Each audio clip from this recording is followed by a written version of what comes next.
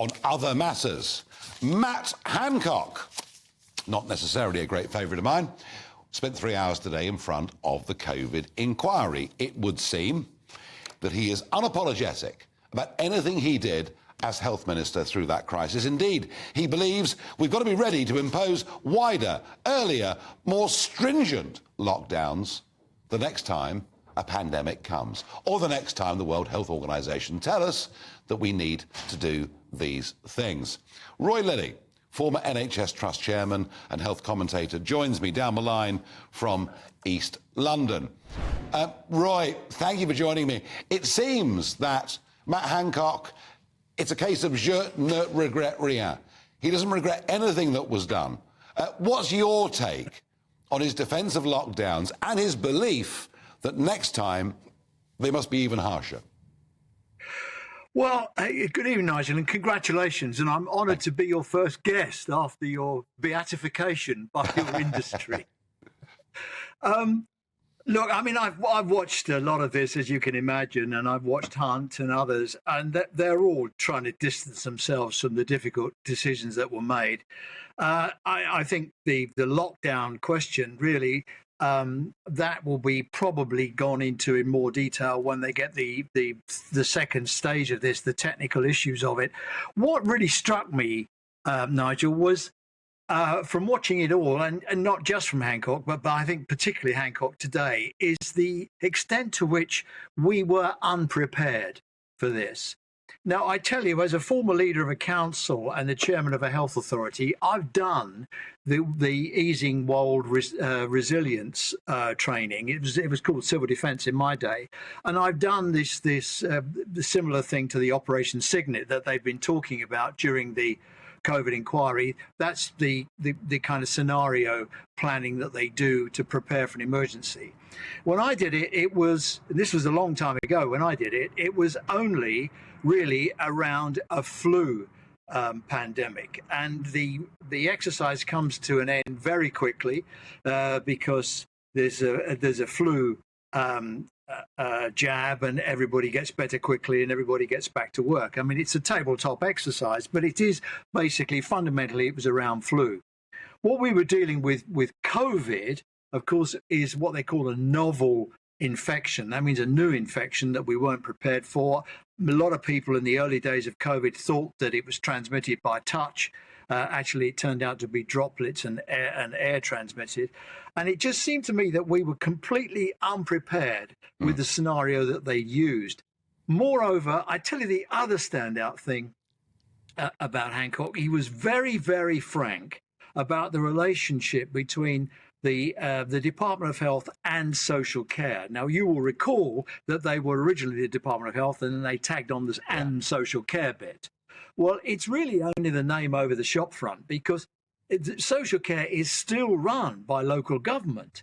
It's still very disaggregated. And when Hancock said, I didn't even know how many care homes we had, I thought, well, how the hell did he stand on the television and say, I'm going to put my arms around the care homes?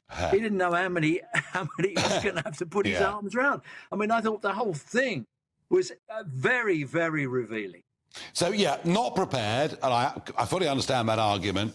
But, Roy, the defence of lockdown, the insistence that if this happens again, the lockdowns must be harder and faster. I mean, surely, to goodness, we've learned that the cost on the other side of the equation of lockdowns was far worse than anything COVID could have wreaked. There's no question about it. I mean, we're seeing it in our school kids. We're seeing it in mental health. We're seeing it in recovery, going back to work. And the impact of some of the long COVID as well is really still very troubling. I think the truth is, what I think, Nigel, is that we really still don't understand what we're dealing with. And you know, the impact of long COVID, when I talk to people, and people have had eyesight difficulties, people have had, you know, all kinds of like weird, quirky things that have gone wrong with them after COVID. We didn't understand it. We didn't deal with it very well. And there's a big question mark over lockdown. I think you're right. Well, I mean, you mentioned eyesight. I mean, one thing, for example, we stopped diabetes testing for about 18 months during the pandemic. All sorts of other problems. Roy, with all your years of experience in healthcare, local government, when you look at the Hancock performance in government and today before that committee, let me ask you, how many marks out of 10 do you give Hancock for competency? For competency, 4. For sincerity? I think he has been emotionally touched by what has happened. He tried after his evidence to go and talk to the families, but they were having none of it. Yeah. So, I mean, it's very easy, I think, to be cynical about all politicians because some of them, work the system. But I think what I do give him higher marks for, I wouldn't say full marks. I don't think he's a winner, if I could use that metaphor tonight. Yeah. I don't think he's a winner.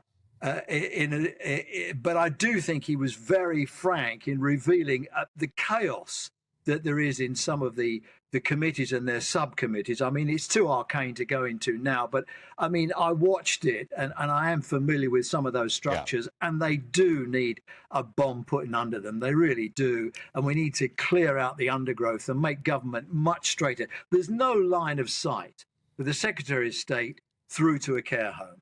There's no line of sight through to community care. And that's the kind of thing you can't, as you know, you can't manage anything unless you've got line of sight. Roy Lilley, thank you for being my first guest after the Trick Awards. Thank you very much. It's an honour. Indeed. Well, Roy, praising Hancock there. I tell you what really got my goat was when Hancock said it was madness that he had to overrule initial advice not to quarantine people coming in from China.